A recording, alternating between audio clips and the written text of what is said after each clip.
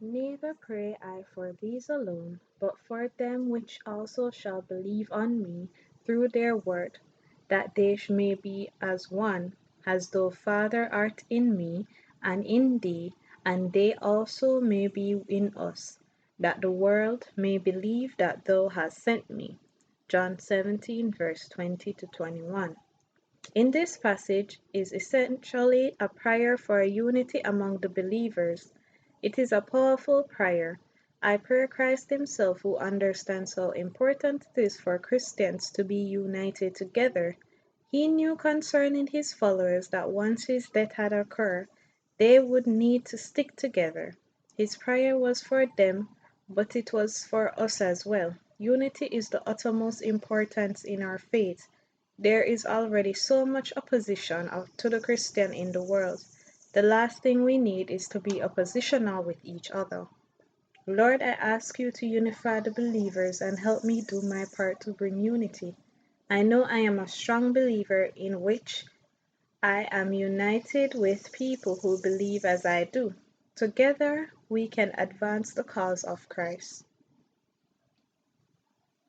Every good gift and every perfect gift is from above, and cometh down from the Father of light, with whom is no variableness, neither shadow of turning. Have you ever stopped to notice some gray hairs?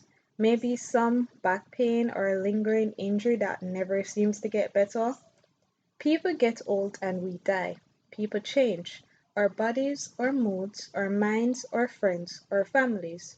Wouldn't it be nice if it was constant? Take comfort in knowing that one thing in our life is constant: God. Imagine if you're in a business deal with someone. Now imagine that person keep changing the terms of the deal and coming up with this and that excuse. You wouldn't feel too comfortable, would you? James writes this verse to reinforce to the early church that God can be trusted because he never changes.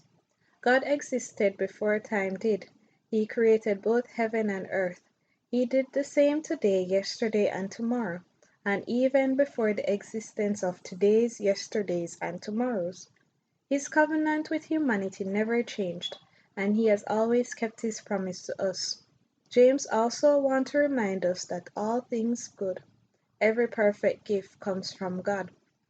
All things were made by him, and without him was not anything made that was made. What things are you thankful for? What things do you wish you didn't have to deal with? Consider how lucky you are to exist at all. God made everything. We are responsible for nothing. This has been true through all time and will forever be. Lastly, James uses Father of light to describe God. God created the sun, moon, stars, heaven, and earth. These things are all light. We can also represent goodness. All the way back in Genesis, God marveled at the goodness of his creation. It was the perfect gift to himself and to all of us. He is nothing but good, and we must understand that about him. What a delight it is to rejoice in an omnipotent God, kind, perfect, and unchanging creator of light. Let us rejoice with all our voices and try to help every heart to see the wonders of his love.